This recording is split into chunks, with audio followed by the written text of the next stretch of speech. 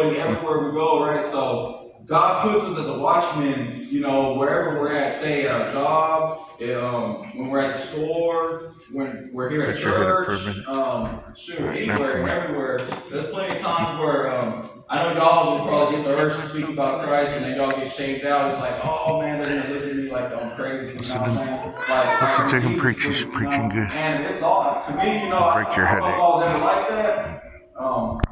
I can't recall honestly, but that's because I got deep into the Word when I started going through all my problems. Like I was with Christ, and then I started to fall off, and then He pulled me back. You know, it's like what it says in 99. You start straight off, and He's like, all right, I'm gonna leave y'all here real quick. I'm gonna go find my lost sheep real quick.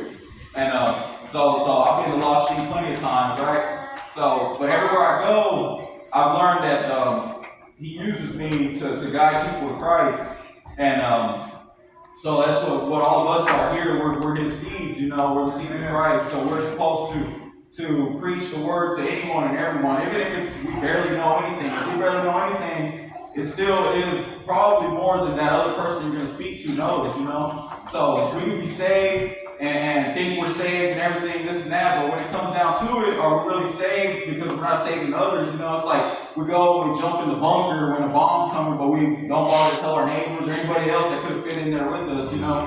We're just like, oh man, it's good, I'm saved, you know.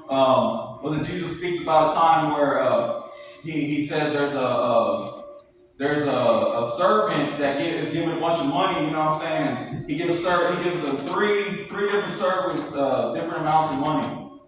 So one of them he gives them like let's call them bags of money because you know their money is different than ours. So it's like he gives one of them a big bag of money, right? Let's say 10 bags of money. Dude's all right, like all right, 5 bags of money. He gives him 5 bags of money. Then he's like, all right, he leaves him with that. He gives another servant 2 bags of money. And he's like, all right, I leave him with that. And then he leaves another one with 1 bag of money.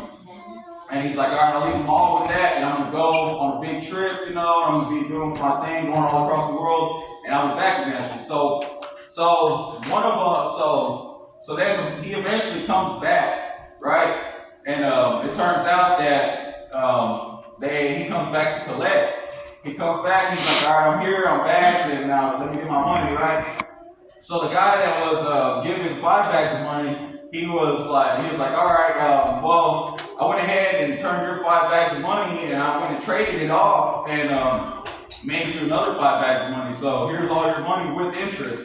He's like, oh, okay, cool, awesome. You know, he's like, my good and faithful servant. For you've been trusted with very little, and now you'll be trusted with more. And he gives him like a big part of his land. You know? Yes. So then he goes off and asks the second one with the 2 bags of money. So he's like, all right, let me get my money, right? He's like, all right, here. He's like, well, shoot, I got your 2 bags of money, but I also worked and made another 2 bags of money from that money. So here's your money with interest. And he tells the servant, he's like, all right.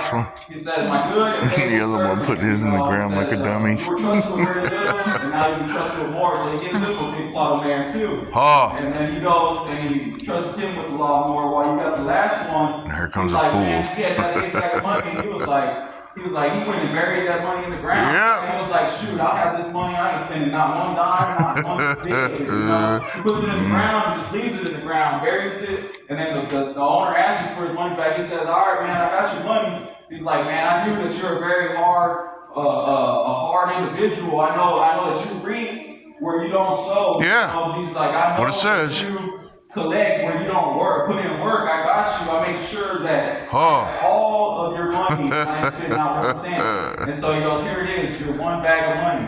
And then he looks at him and he says, oh, you slothful servant. He calls him lazy because he said, you could have put my money in the banks. You could have put my money in the banks and I could have got his interest way back. Yes. Whenever I returned. But instead you decided to bury it. And so it's like, He did nothing with his talent. He had the one chance to spread it out, make more. And then he was like, instead, he chose to hide it and give it back to God. He's like, all right, God, here I am. I got everything you taught me. I ain't give it to nobody.